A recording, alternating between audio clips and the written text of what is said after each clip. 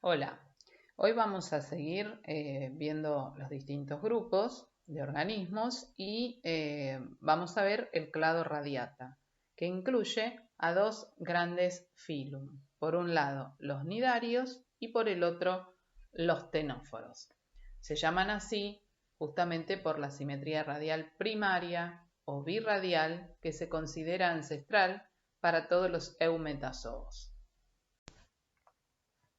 En esta diapositiva vamos a ver las distintas secuencias del desarrollo y vamos a ver que por un lado los que están en la línea superior son los poríferos que no tienen hojas germinales, que tenían, como habíamos visto, eran agrupaciones de células dependientes y no formaban verdaderos tejidos. Por otro lado, hoy vamos a ver al grupo de los diploblásticos, que son aquellos que luego del estadio de blástula pasan a un estadio de gástrula con dos hojas embrionarias, que son ectodermo y endodermo, y no alcanzan a completar la tercera hoja embrionaria.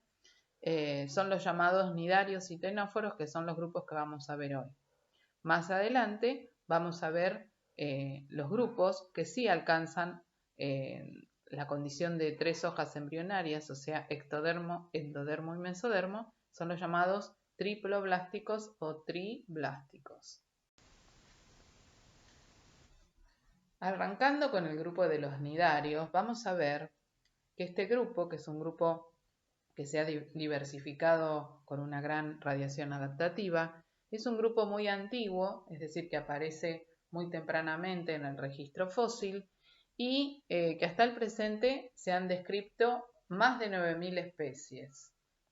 El nombre nidarios hace alusión a una célula característica, que es la célula llamada nidocito, que presenta células con orgánulos urticantes llamados nematocistos y que son justamente cuando vemos en las playas los famosos ataques por aguas vivas. Las aguas vivas es el nombre vulgar que se les da a las medusas.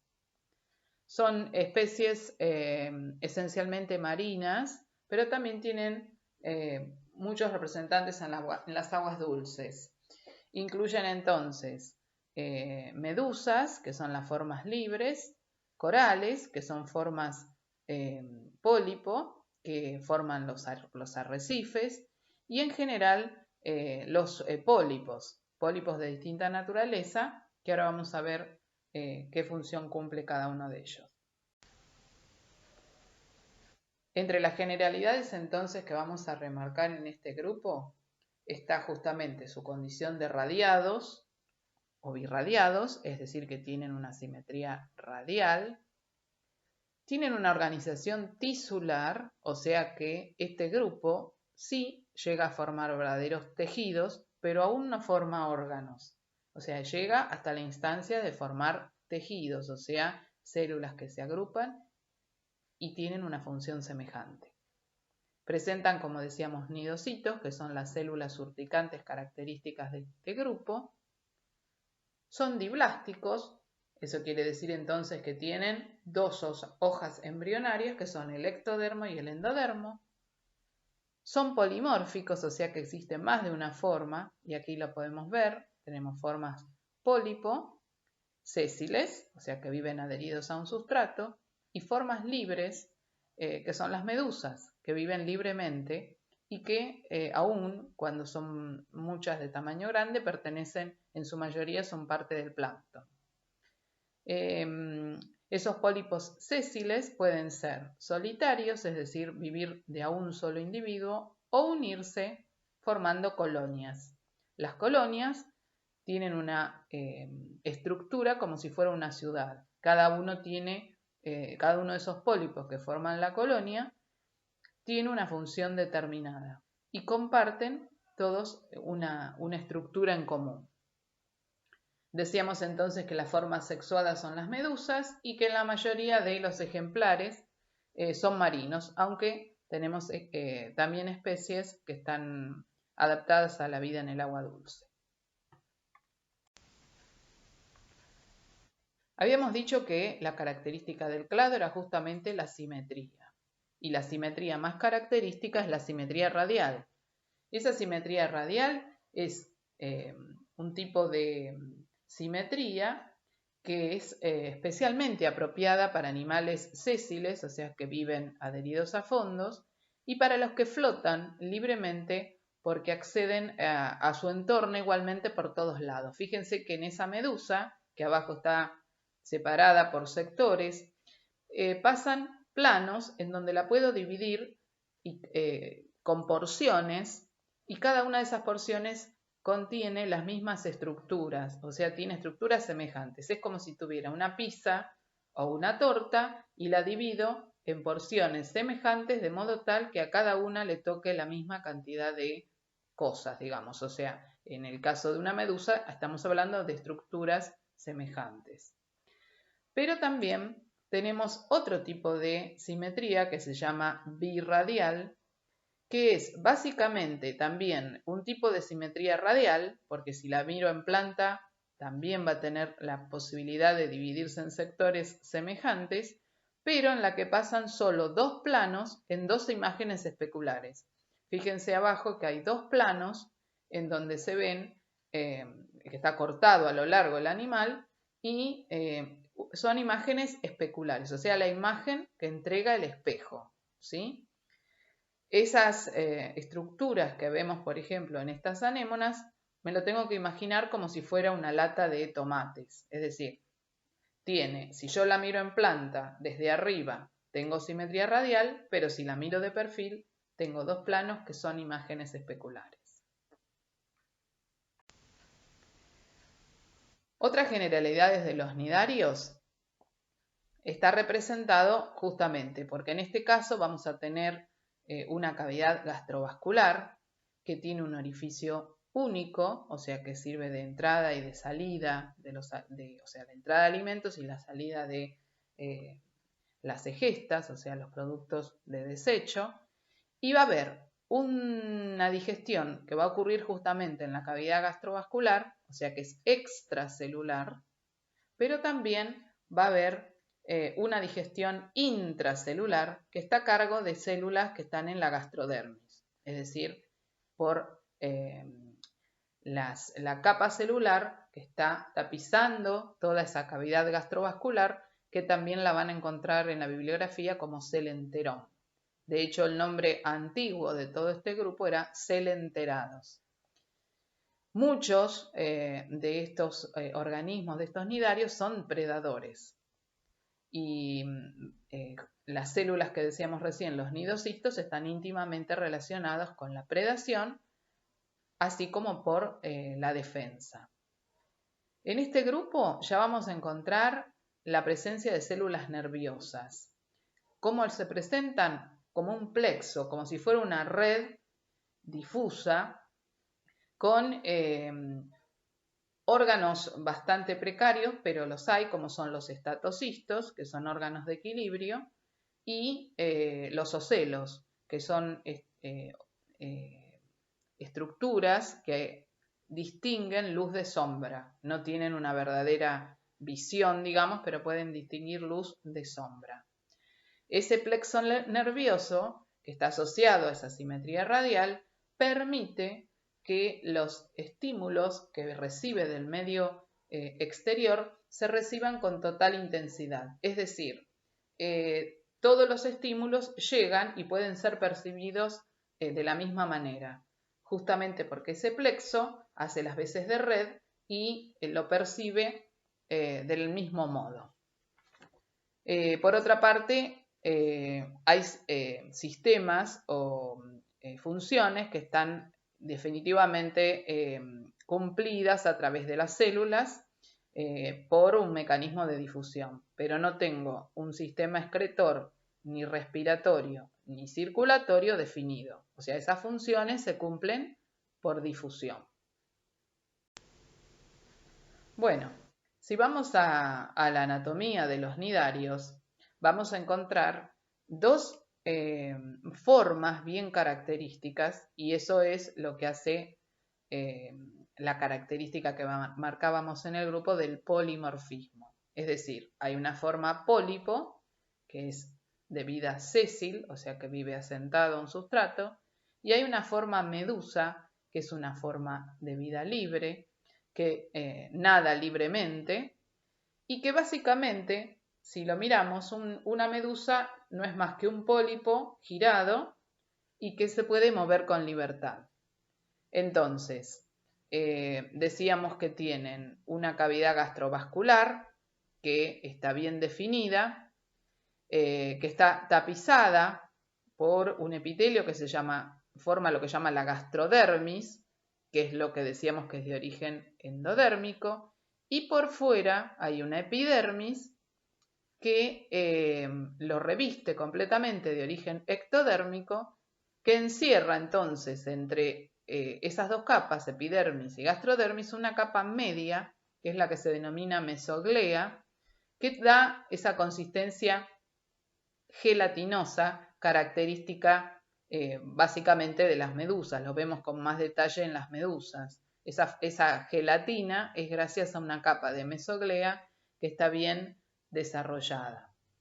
En esa cavidad gastrovascular, o como decíamos hoy con su nombre celenterón, el nombre antiguo, se produce la digestión extracelular, es decir, donde se vuelca a una cavidad, o sea, el alimento que entra por la boca y está en esa cavidad, allí se vuelcan enzimas que son capaces de degradarlos. Eso es una digestión extracelular porque es fuera de las células. Y en la gastrodermis ocurre la digestión intracelular, o sea que en este grupo vamos a tener digestión intra y extracelular. Muchos, decíamos, de estos integrantes del grupo son depredadores y el éxito entonces de esa predación va a verse favorecido justamente por la presencia de los nidocistos. Vamos a ver entonces, para completar estas estructuras, que la boca está rodeada por una corona de tentáculos, en el caso del pólipo, en la parte superior, y en el caso de las medusas, pueden estar alrededor de toda lo que se llama umbrela. La umbrela es la forma de paraguas justamente característico, y los tentáculos estarían rodeando esa umbrela todo por el borde, o en otras especies aparecen tentáculos orales, o sea, rodeando la boca. Fíjense que en ambos casos, ya sea en el pólipo como en la medusa, dice boca y ano, justamente porque es un saco ciego esa cavidad gastrovascular.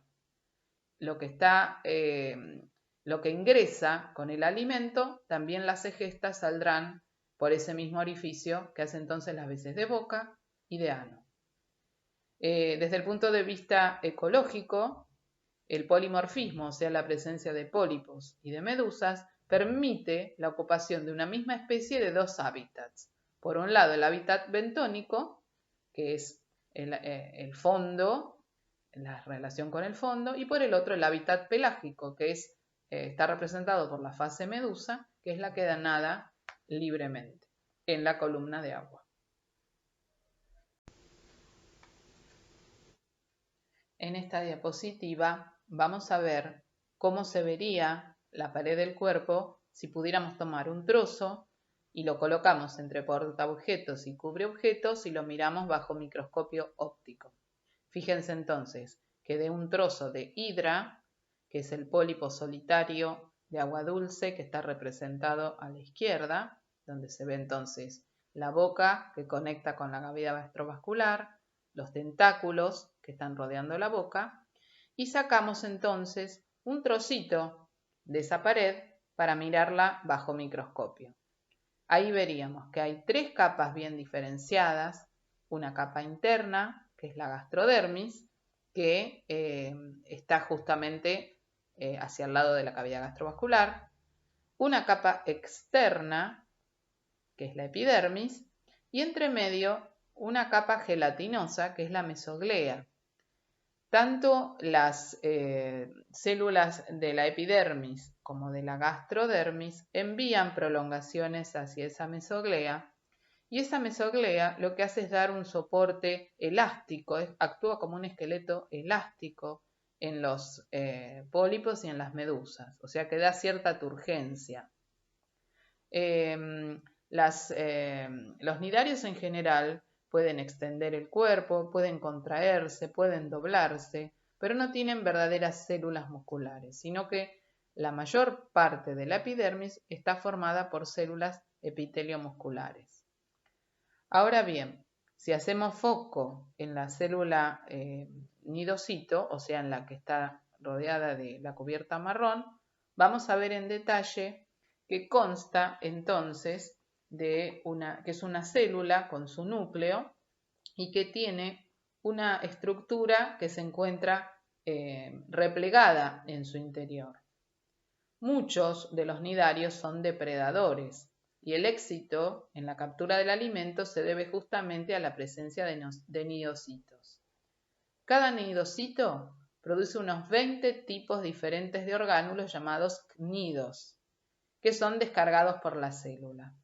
Uno de esos nidos se denomina nematocisto y es utilizado para inyectar una toxina para la captura de presas, así como también sirve para la defensa del propio organismo.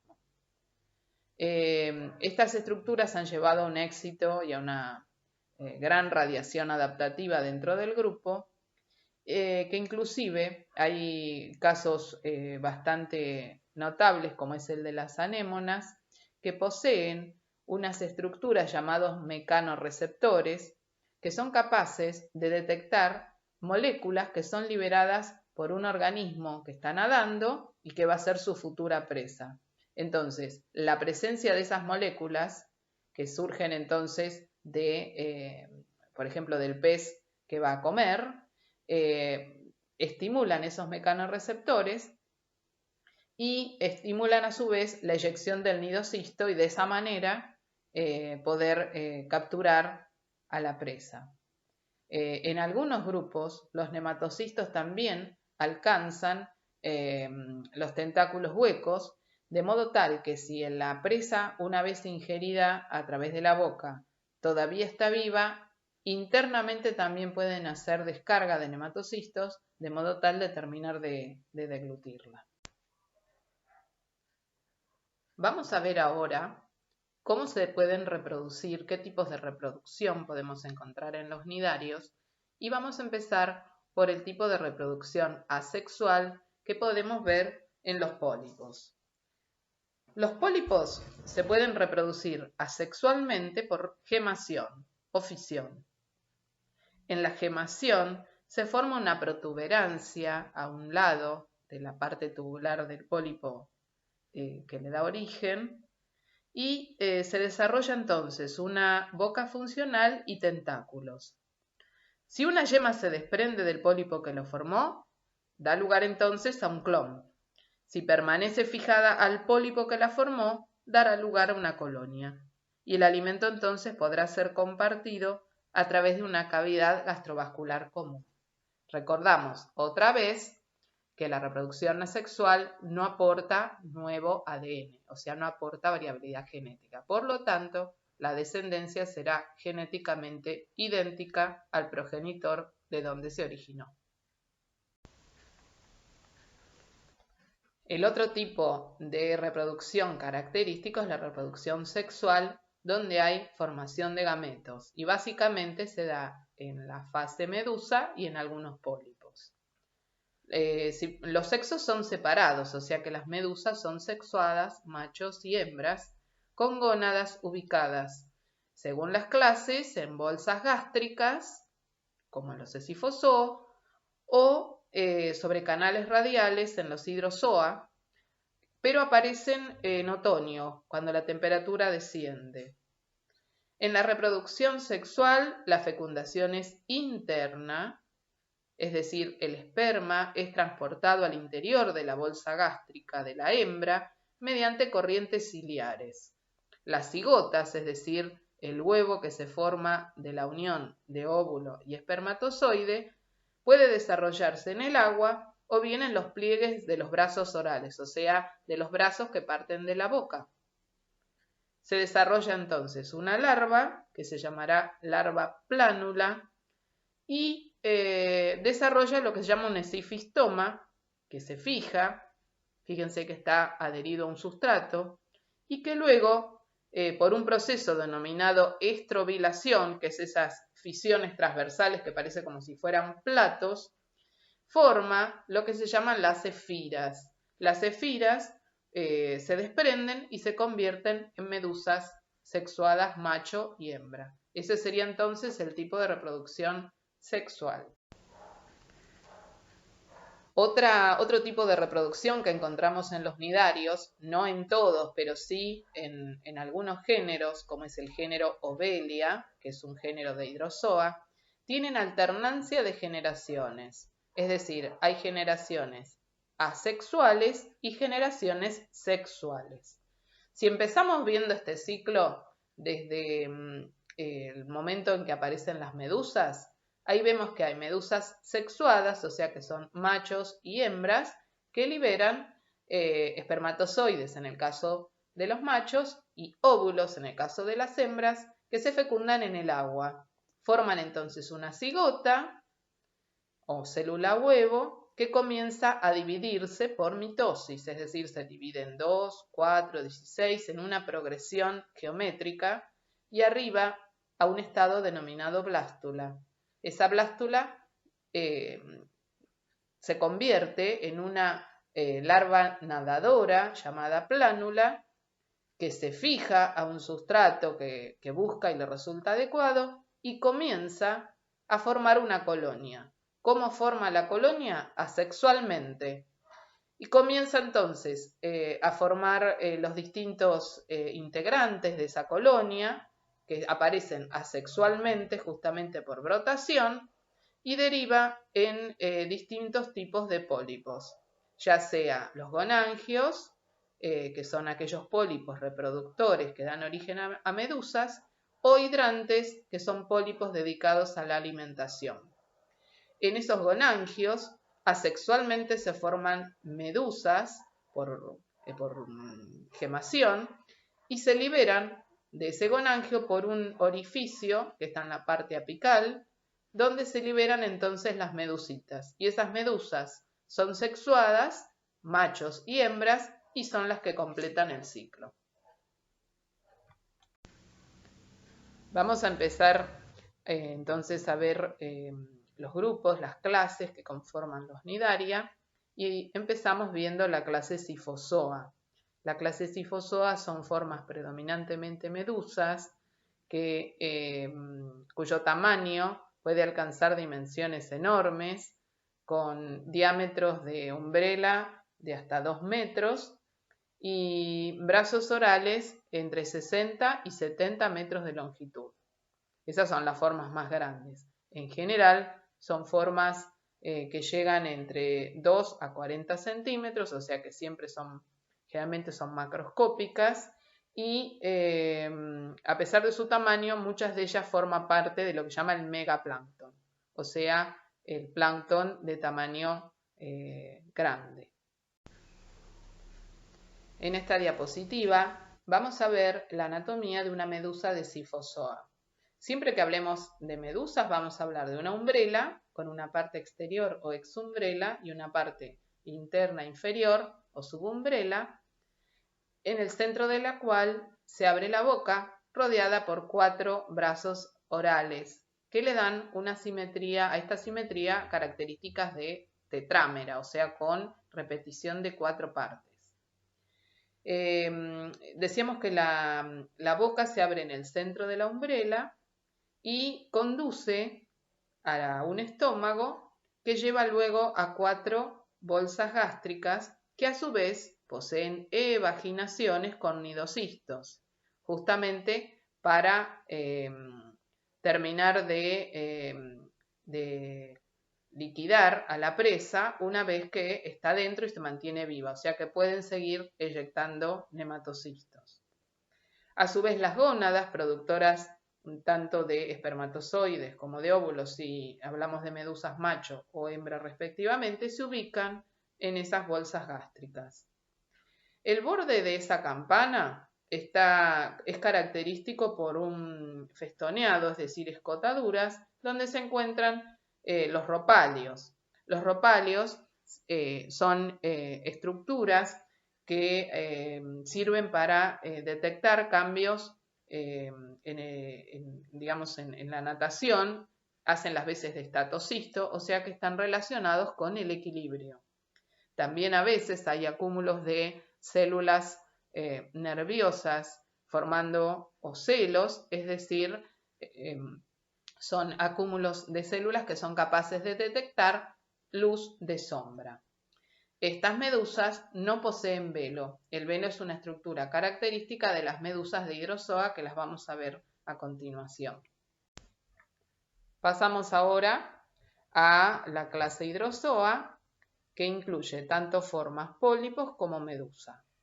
En estas fotos vamos a ver por un lado las colonias de pólipos, que decíamos que tienen una organización particular, con pólipos dedicados a distintas funciones, como puede ser alimentación y reproducción, y por otro lado los pólipos solitarios, como el que vemos a derecha, que es un pólipo solitario llamado hidra, que es característico de las aguas dulces.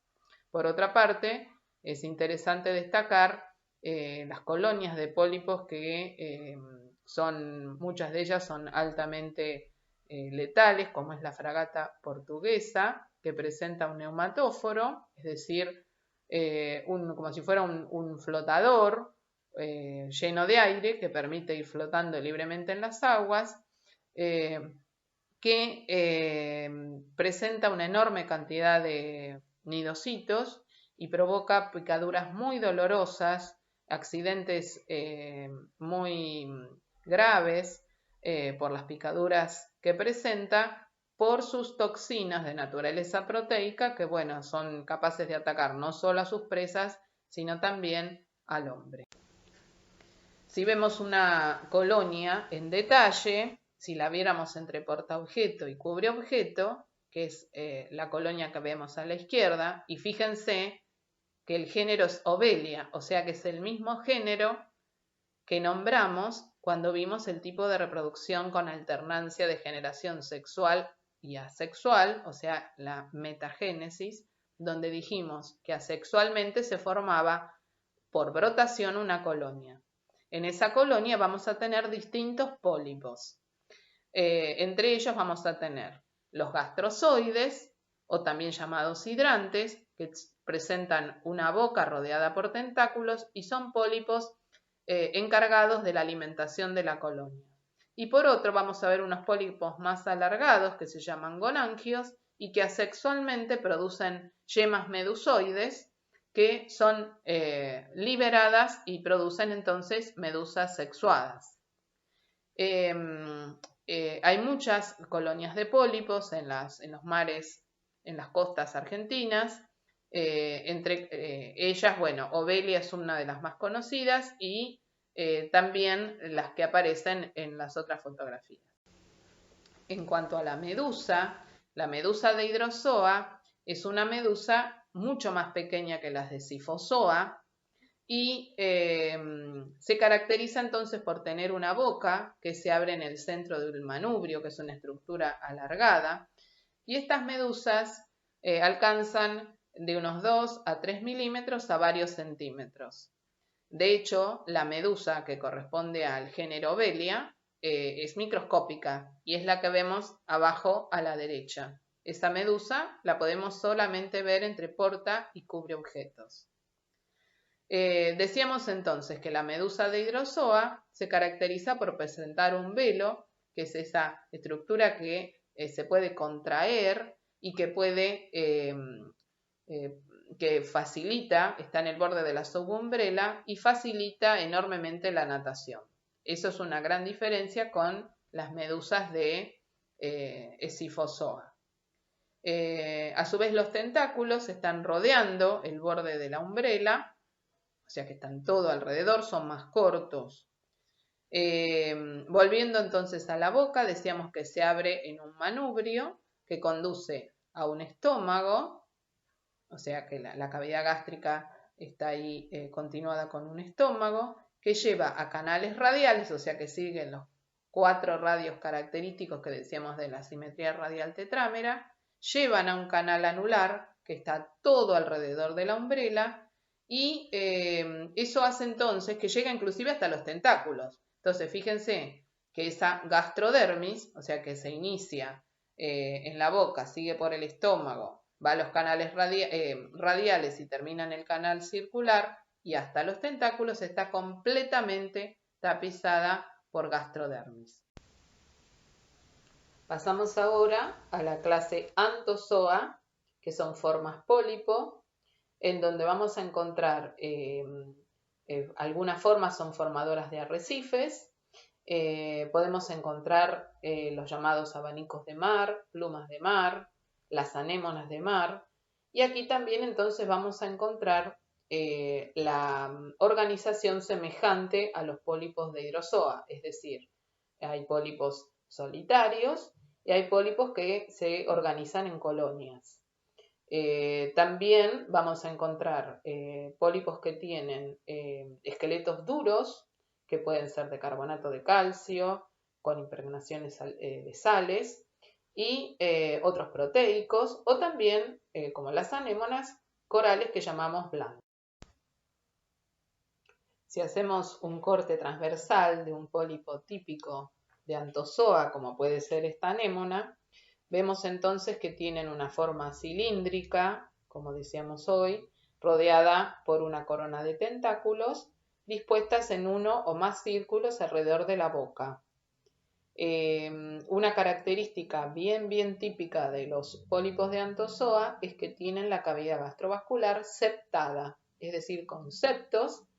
Esos septos presentan musculatura que también es importante para su identificación y están dispuestos con simetría hexarradial u octorradial, es decir, en secciones de 6 u 8 repeticiones, digamos.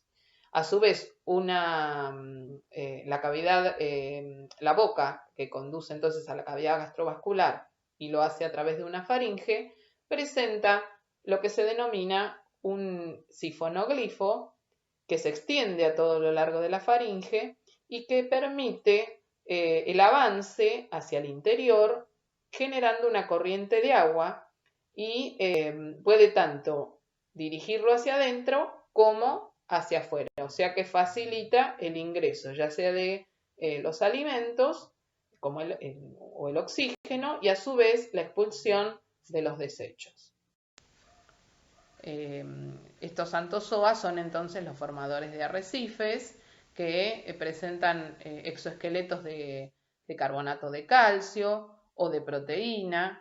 Algunos incorporan sales inorgánicas que les dan esa coloración tan hermosa y estos arrecifes donde encontramos grandes barreras como por ejemplo la barrera de coral de Australia, vemos que tienen unas coloraciones muy llamativas y están en aguas poco profundas y muy luminosas. Eso ocurre porque se encuentran en simbiosis con unas algas que se llaman zooxantelas que justamente como realizan fotosíntesis tienen que estar dentro de la zona fótica, o sea, dentro de la zona de penetración de la luz solar.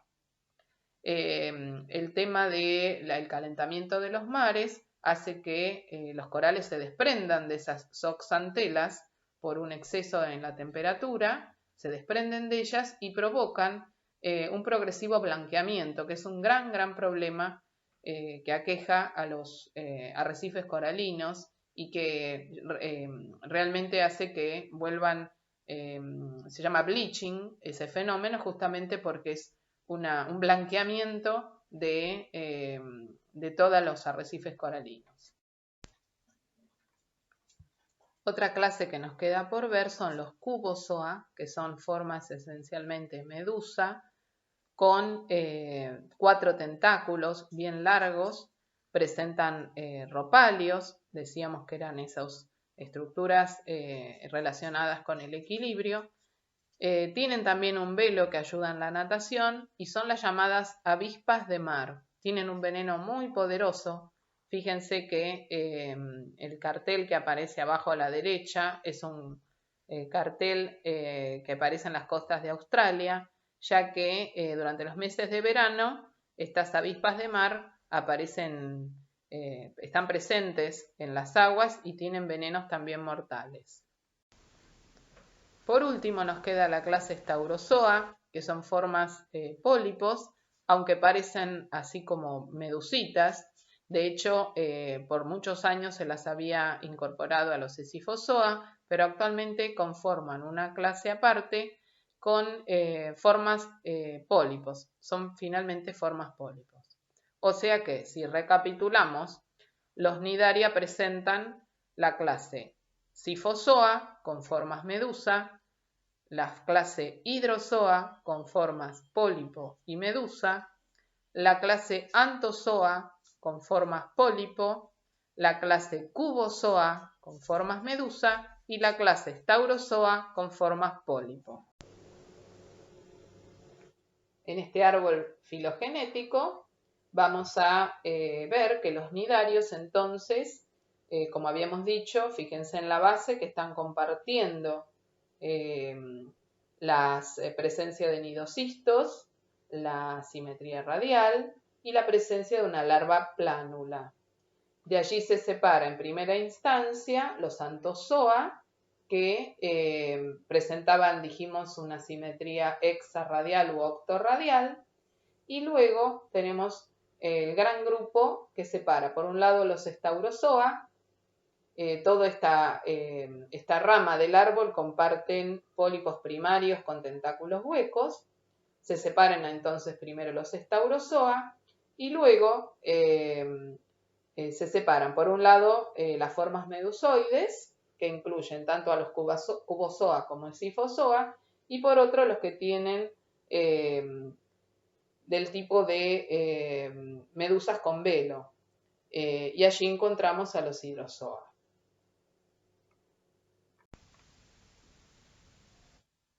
Pasamos ahora al grupo o al filum de los Ctenófora, que son estas formas muy hermosas que habitan exclusivamente el mar, no hay formas de agua dulce, de las cuales se conocen unas 100 especies.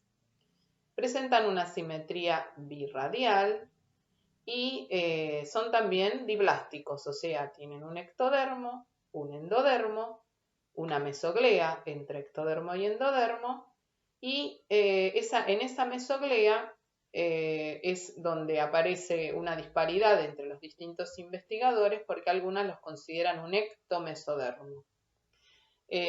No son polimórficos, es decir, que solamente veremos estas formas medusa y se caracterizan por presentar luminiscencia.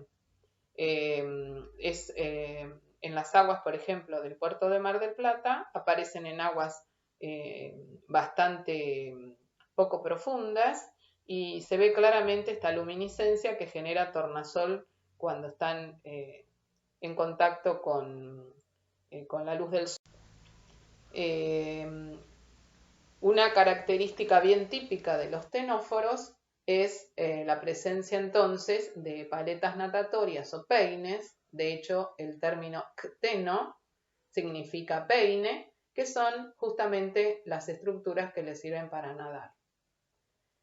A su vez, presentan unas células características que son adhesivas, que se denominan coloblastos, y que están presentes sobre sus tentáculos y les ayudan a la captura del alimento. Presentan una boca y canales gástricos que se van ramificando, llegan a las distintas partes del cuerpo y terminan en lo que se conocen como canales anales, aunque no forman un verdadero ano. Las funciones tanto de respiración como de excreción se realizan por difusión, o sea que no hay estructuras encargadas de esa función. Se realizan exclusivamente por difusión. En cuanto al sistema nervioso, es muy similar al plexo que vimos para los cnidarios y respecto de la reproducción, son organismos monoicos, que es sinónimo de hermafroditas, o sea que tienen ambas gónadas, femenina y masculina, en el mismo individuo, Y el desarrollo es de tipo indirecto a través de una larva nadadora que se denomina cidipoide. Respecto de la diversidad dentro de los ctenóforos, podemos ver los géneros Beroe, Cestum y Pleurobraquia, que son los más característicos. Hasta aquí llegamos entonces con los radiados y recuerden que las dudas o las preguntas nos la pueden hacer por medio de aulas virtuales por la mensajería o bien a nuestros mails que aparecen en la página.